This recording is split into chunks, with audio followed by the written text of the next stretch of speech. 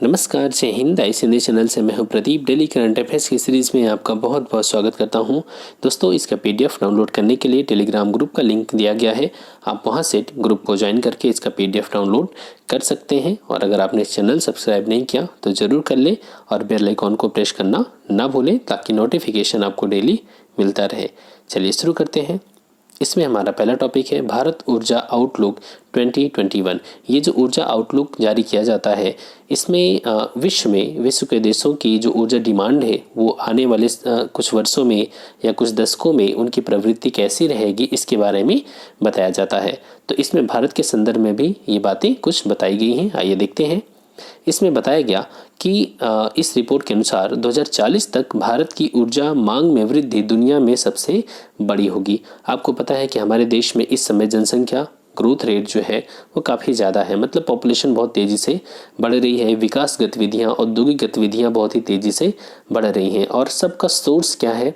अगर औद्योगिक गतिविधियाँ हो, विकास गतिविधियाँ, तो इनके लिए एनर्जी बहुत ही ज़्यादा ज़रूरी है। वो एनर्जी किसी भी फॉर्म में हो सकती है, ठीक है। तो यहाँ पर बताया गया कि दुनिया में सबसे ज़्यादा अगर डिमांड कहीं होगी 2040 तक एनर्जी की, तो वो सबसे ज़्यादा कहाँ पर होगी? वो इंडिया में होगी। ये रिपोर्ट किसने जारी किया? अंतर्राष्ट्रीय ऊर्जा एजेंसी इंटरनेशनल एनर्जी एजेंसी के द्वारा इस रिपोर्ट को जारी किया गया, ठीक है। देखिए, आप यहाँ पर देख सकते हैं। इस रिपोर्ट में बताया गया कि 2030 तक ऊर्जा की मांग में भारत में 25% की वृद्धि का अनुमान है। मतलब भारत में जो एनर्जी की डिमांड है वो 2030 तक ही 25% तक बढ़ जाएगी और 2040 तक ये लगभग दुगनी हो जाएगी। मतलब 50% के हिसाब से ये और तेज़ी से आगे बढ़ेगी, ठीक है। और यहाँ पर अगर बात करें 2030 तक, इन्होंने क्रूड ऑयल के बारे में क्या बताया कि तेल की आयात पर भारत की निर्भरता 90% तक बढ़ने का अनुमान है। 90% तक तेल की आयात में वृद्धि होने का अनुमान है। क्लियर हो गया? चलिए आगे चलते हैं। यहाँ पर कुछ बातें और। वर्तमान में अगर आप देखें तो भारत चीन के बाद दुनिया का दूसरा सबसे बड़ा तेल आयातक देश है। सबसे ज़्यादा तेल का आयात कौन करता है? चाइना। सेकंड नंबर पे कौन है? भारत। और ध्यान रखना, दुनिया का चौथा सबसे बड़ा तरलीकृत प्राकृतिक गैस, इसका मतलब हो गया लिक्विफाइड नेचुरल गैस, एलएनजी का सबसे यहाँ पर दुनिया का चौथा सबसे बड़ा आयातक देश कौन सा है? भारत। अब यहाँ से थोड़ा सा आपको समझना पड़ेगा एलपीजी, सीएनजी, इन सब के बारे में। देखिए, जो यहाँ पर कंपोनेंट के बारे में जब हम बात करते हैं तो लिक्विफाइड पेट्रोलियम गैस, जो आपके कमरे में या आप जहाँ भी रहते हैं वहाँ पर आपके पास एक सिलेंडर होगा। तो अगर आप वो इलेक्ट्रिक नहीं यूज करते तो एलपीजी उसमें होता है, लिक्विफाइड पेट्रोलियम गैस। इसका कंपोनेंट क्या होता है? इसका कंपोनेंट होता है प्रोपेन और ब्यूटेन, ठीक है। प्रोपेन और ब्यूटेन, ये एलपीजी का कंपोनेंट होता है। अब अगर बात करें इसके बाद जो सीएनजी होता है, कंप्रेस्ड नेचुरल गैस, तो इसमें मुख्यतः मेथेन होती है। क्या होता है? मेथेन। अब जब इसी मेथेन को हम क्रायोजेनिक टेक्नोलॉजी के द्वारा इसको हम -161 डिग्री सेल्सियस तक ले जाते हैं, तो यह जो मेथेन है वो गैस से चेंज होकर के लिक्विड में कन्वर्ट हो जाती है, ठीक है। गैस से लिक्विड में कन्वर्ट हो जाती है और यही कहलाती है एलएनजी, लिक्विफाइड नेचुरल गैस, ठीक है। ये कुछ और नहीं है बल्कि ये मेथेन ही है और इसे क्या कर दिया गया? लिक्विड फॉर्म में चेंज कर दिया गया क्रायोजेनिक टेक्नोलॉजी के द्वारा। क्लियर हो गया? चलिए आगे चलते हैं। Bloomberg innovation index. देखिए, इनोवेशन इंडेक्स के बारे में आप एक ग्लोबल इनोवेशन इंडेक्स पढ़ते हैं। ग्लोबल इनोवेशन इंडेक्स जो है वो कॉर्नेल यूनिवर्सिटी प्लस इनसीड के बारे में हमने अपने पिछले वीडियोज़ में बात किया था। इनसीड और प्लस वीपो, वर्ल्ड इंटेलेक्चुअल प्रॉपर्टी ऑर्गेनाइजेशन, इनके द्वारा जारी किया जाता है। ये ब्लूमबर्ग इनोवेशन इंडेक्स और ग्लोबल इनोवेशन इंडेक्स दोनों अलग अलग हैं, ठीक है। तो कन्फ्यूजन नहीं होना चाहिए। देखिए, इस इनोवेशन इंडेक्स में इसमें बताया गया कि टॉप पर कौन है? दक्षिण कोरिया टॉप पर है और दक्षिण कोरिया ने जर्मनी को पीछे छोड़ते हुए पहले पायदान पर यहाँ पर दक्षिण कोरिया पहुँच गया। जर्मनी इस साल चौथे पायदान पर पहुँचा। अब यहाँ पर बात करें अमेरिका की, तो अमेरिका टॉप 10 देशों की सूची से बाहर है। चीन 16वें नंबर पर पहुँच गया।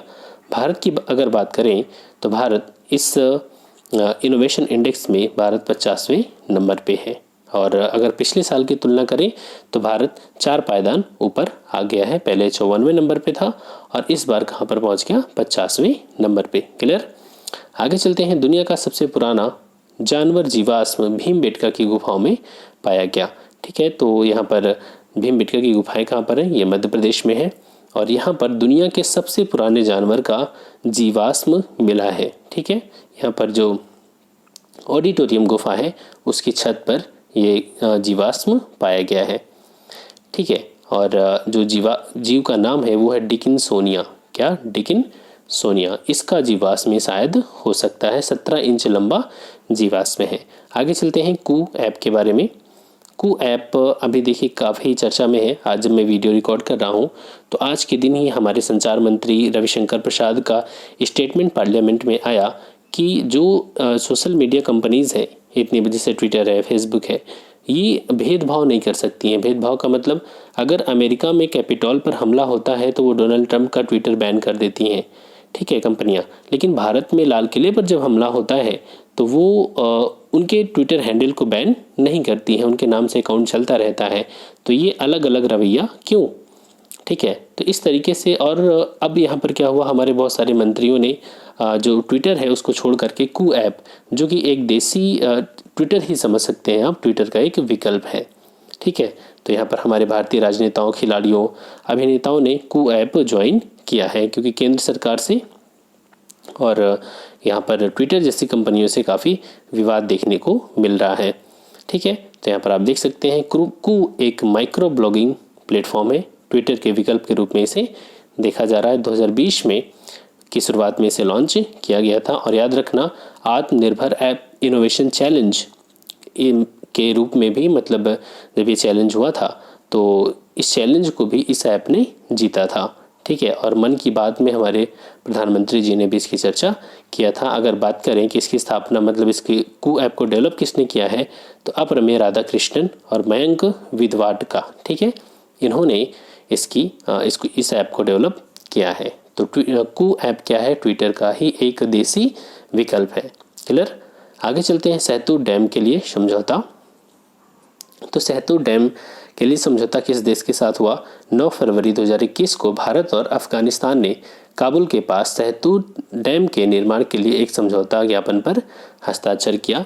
और जैसे ही हस्ताक्षर हुआ तो पाकिस्तान, आप जानते ही हैं, भारत और अफगानिस्तान के संबंध, पाकिस्तान कभी नहीं चाहता कि इन दोनों देशों के बीच संबंध बहुत मजबूत रहे, क्योंकि पाकिस्तान अफगानिस्तान में अपनी भूमिका बढ़ाना चाहता है, तो वो कभी नहीं चाहेगा कि भारत की भूमिका वहाँ पर ज़्यादा हो।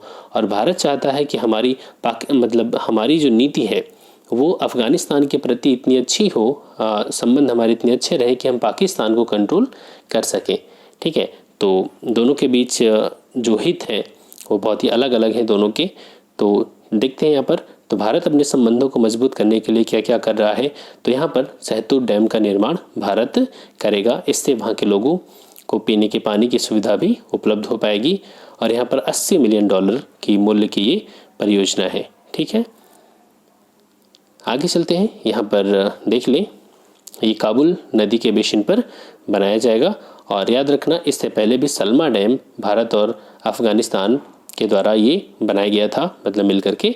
तो सलमा डैम के बाद अफगानिस्तान में भारत द्वारा बनाया जा रहा ये दूसरा बड़ा बांध है। तो सलमा डैम भी अगर आपसे पूछा जाए किसके सहयोग से बनाया गया, तो भारत के सहयोग से। कहाँ पर? अफगानिस्तान में। ठीक है, यहाँ पर आप देख सकते हैं कि जो सलमा डैम था उसका उद्घाटन जून 2016 में किया गया था। नेक्स्ट टॉपिक, अंतर्राष्ट्रीय महिला वैज्ञानिक दिवस 2021 के बारे में है। साइंस एंड टेक्नोलॉजी में के क्षेत्र में महिलाओं की भूमिका को उजागर करने के लिए हर साल 11 फरवरी को अंतर्राष्ट्रीय महिला वैज्ञानिक दिवस मनाया जाता है। इस बार जब अंतर्राष्ट्रीय महिला वैज्ञानिक दिवस मनाया गया तो उसका थीम क्या है? थीम है कोविड-19 के खिलाफ संघर्ष में अग्रणी महिला वैज्ञानिक। ठीक है, कोविड-19 के खिलाफ संघर्ष में अग्रणी महिला विज्ञानी। संयुक्त राष्ट्र महासभा ने 2015 में 11 फरवरी को अंतर्राष्ट्रीय महिला वैज्ञानिक दिवस के रूप में मनाने का फैसला किया था। मतलब ये जो दिवस है वो कब से मनाया जा रहा है? 2015 से। ठीक है, 2015 से इसकी शुरुआत हुई थी। संयुक्त राष्ट्र महासभा ने ऐसा प्रस्ताव पारित किया था। ठीक है, चलिए आगे चलते हैं। अब चलेंगे एमसीक्यूज की ओर। भारत ऊर्जा आउटलुक 2021 के अनुसार कब तक भारत की ऊर्जा मांग विश्व में सर्वाधिक होगी? तो आप जानते हैं सबसे ज़्यादा डिमांड हमारी बढ़ेगी 2040 तक। ठीक है। Next question, Bloomberg innovation index 2021 में भारत की रैंकिंग कितनी है? इस रैंकिंग में भारत की मतलब जो इस इंडेक्स में भारत की रैंकिंग है वो है 50। क्लियर। नेक्स्ट, हाल ही में दुनिया का सबसे पुराना जानवर जीवाश्म किस गुफा में पाया गया? एलोरा, अजंता, भीमबेटका, कन्हेरी। तो ये पाया गया भीमबेटका की गुफाओं में। भीमबेटका कहाँ पर है? एमपी में। आगे चलते हैं। हाल ही में भारत ने किस देश के साथ सहतूत बांध के लिए एक समझौता किया? सहतूत डैम का निर्माण भारत करेगा कहाँ पर? अफगानिस्तान में। अफगानिस्तान का प्रेसिडेंट कौन है? तो अफगानिस्तान के प्रेसिडेंट है अशरफ घनी। ठीक है, अशरफ घनी। यहाँ पर लास्ट क्वेश्चन है, कू ऐप को किस ऐप के विकल्प के रूप में देखा जा रहा है? Koo app WhatsApp, Facebook, Twitter, TikTok. तो आप जानते हैं कू ऐप को ट्विटर के विकल्प के रूप में देखा जा रहा है। ठीक है, तो दोस्तों ये रहा आज का वीडियो। आई होप कि आपको अच्छा लगा होगा और कमेंट सेक्शन में ज़रूर बताना और वीडियो को शेयर करना मत भूलना। Thanks for watching, keep smiling.